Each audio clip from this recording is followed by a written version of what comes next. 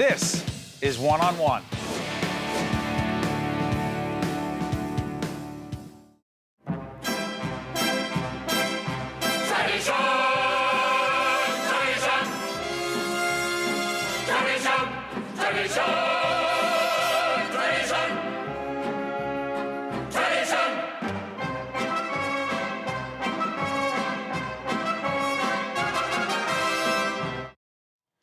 Now, that is from a play I've never seen. What is that play called?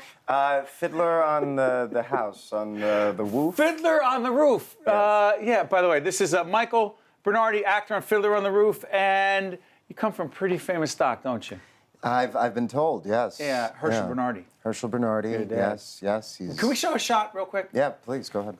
Oh, my God. Yeah, that's Papa. With And who's the that same kid? haircut. That's some kid that looks terrified, I think, but... And talk real quick. Your dad, Fiddler on the Roof. Make that connection, and then we'll talk about you. Well, my father, he did a lot of the stories of Shalom Aleichem, and then made a career in television doing Peter Gunn, and then got the opportunity to do Broadway and was offered the role of Tevye after Zero Mostel left the show. And Sheldon, by what Sheldon Harnick said, he thinks he was the best Tevye. I think Danny Burstein might be giving him a run for his money. Plays Tevye right now. Exactly. And he's absolutely fantastic. Tell people why they should go see this. Because it's been around for 50 years for a reason. It's an incredible show. I mean, it's structurally, literally just structurally speaking. Mm-hmm. The music, even if you think you don't know the music, you know it some way. You don't know you know it. You don't know you know it. Or if you know you know it, you know you know it. And I'm Italian. I'll appreciate it. Of course you will. See? It's about family. It's about family. Well, there's a story of my father went to Japan with like all these people from the Broadway show on Fiddler, and met the Japanese Tevye. And the Japanese, they were doing the production out there, and the Japanese Tevye turned to my father and said, "I don't understand how you do this show in America. It's so Japanese." It's so Japanese. Yeah. But That it is is. the It's best. universal. It's universal. Family, and it's a brilliant faith, story. it's So great. yeah, it's about family. It's about faith. It's... Yeah, well, I'm going to talk about Yeah. you for a second. Please. Really? You got into the business, how old?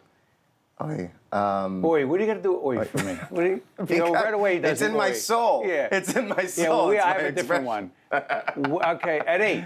At 8 You were years 8. old. What were you yes. doing at 8? I was doing stand-up comedy. Where? At the Comedy Store on Sunset Boulevard in Los Angeles. Get out of here. I know. Who else was there? Bob Saget, Chris Rock. Bob Saget was sitting right there about 6 months Are ago. you serious? He was the best. So Saget, Yeah. Chris Rock, not Andrew Yeah. Dice Clay. Of course, Andrew Dice Get Clay. out. Yeah. What are you doing at 8 years old with those guys? So I was very much a weird kid. I was very quiet at school, but then I would come home. My mother was like this incredibly social, gregarious person, still is today, and she would have these parties over at the house, and I identified with adults as a kid, and I was always telling jokes or telling stories, or listening, or talking about relationship problems, all sorts of crazy At 8. things. At 8, And yeah. you love Robin Williams. I love Robin Williams. Go ahead, I'm yes, sorry. exactly. I was watching Robin Williams live at the Met incessantly. Got it. And so a family friend said, "Hey, there's this stand-up comedy class for kids. They've never done it before. Why doesn't he try it out?" And so my mom, against her her own judgment, said, "You want to do this?" I said, "Yes." And so I showed up to this class, and after a few weeks of basically rehearsing our bits and stuff like that, we had our first show, which was on a Saturday night in front of 300 people. It was a prime time slot. And all the kids freaked out. A lot of kids didn't finish their sets. Of course they did. They were 8 years old. freaked out. They were 10. They were terrified. I attribute it because no one knew I had really bad vision. I didn't, I'm wearing contacts right now, and I could not see the people's faces. And so I think that I looked at the lights, I said my lines. What do you mean said your lines? What, 8 years old, what are you doing? All right, so my opening line was, "Hello, my name is Michael Bernardi, I'm 8 years old, and I have a bad life." You didn't say that. I swear to God. Did you describe your life? Yeah, being raised by women, my father was my father had passed away to go from, comedy to pathos. But he had passed away when I was about 1.5 years old. And so I was raised by women, and it was funny. And you talked about, by the way, you also told me right before we got on the air that Lorena Bobbitt, I have no idea. You told me about the Lorena Bobbitt thing with Wayne Bobbitt. That's right. A little incident that happened. Well, Are you telling me you worked that into your routine at 8 years old? At 8 years old. You're making this up. I mean, you can ask my mother. Well, this is PBS, and there's no way you're going to work this in clean. You actually, no, you better be clean. I will be It's clean. a family. People who know what happened Yeah, we know. what happened. Yeah, we know. I forgot. Okay. All of a sudden, our crew is very interested. Go ahead.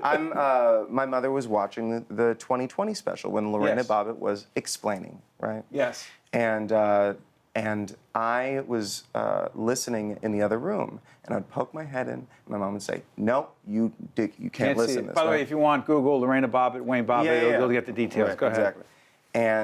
And I hear this. I'm hearing thing. I think it's hilarious, but I'm trying to control my laughter. And she says, Lorena Bobbitt to Barbara Walters, "Well, I didn't mean to be vicious." I didn't mean to be vicious. Right. And I bursted out into laughter, and my What mother is said, wrong with you? Go to bed. Because I thought it was absurd, like it was an incredibly vicious act. Vicious. Horrible. Horrible. Horrible. And just she said it so innocently. It was hilarious. And so hold on, you got to do this. Yeah. Where's the humor?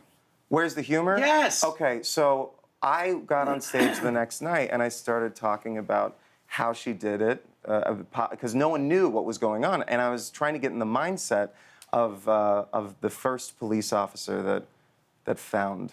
All right, leave it alone. All right, I'm getting off this. Edit this out. I thought we were going somewhere that made any sense. You That's keep it. asking questions. I asked questions. I thought I was going to get an answer that made sense. All right, an 8-year-old talking about Lorena and Wayne Bobbitt. I apologize to the public broadcasting audience. Can we get back to Fiddler? Yes, please. Faith. Family. Japanese. Yes, universal. Italians will love it. Irish will love it. That's Jewish right. audience love it. Okay. Yes. What do you love? Watch this transition. About the live experience on Broadway. I feel incredibly connected to my father and it's not just my father, my entire family, my grandparents. They came from Eastern Europe. They were both actors. They performed in barns, and they were in the Yiddish theater. And then they came to the United States and went to the Goodman Theater in Chicago, got married on stage, pioneered a lot of the roles from Shalom Aleichem in these Yiddish stories. And there's actually a picture of my grandfather dressed next to a cart, and he looks like Tevye, the milkman, the Luftmensch. He's this incredibly gregarious father who his faith is being questioned. Yeah. And there's Danny. It's just unbelievable. And you're Michael. I'm Michael. Are you the understudy, if you I'm will? understudying Danny. I'm trying to understand. Yeah. So I'm playing Mordcha the innkeeper on a nightly basis. And then I also understudy Tevye. And I haven't gone on yet because Danny is literally a machine. And there's been a lot of offers from family members to, poison him or something like that. And I say no, don't do that. That wouldn't be a good thing. But I feel so grateful just to stand in the wings, share the stage with him, and learn so much on a daily basis. I love what you do.